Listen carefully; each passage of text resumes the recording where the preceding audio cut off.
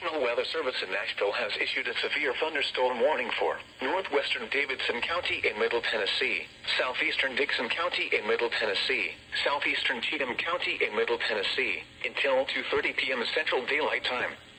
At 1:47 p.m. Central Daylight Time, a severe thunderstorm was located near Dixon, moving east at 35 miles per hour.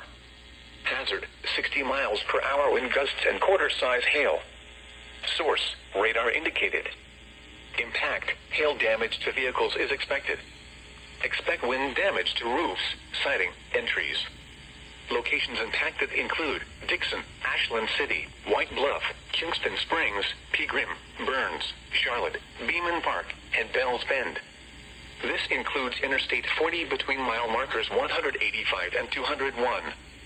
For your protection, move to an interior room on the lowest floor of a building.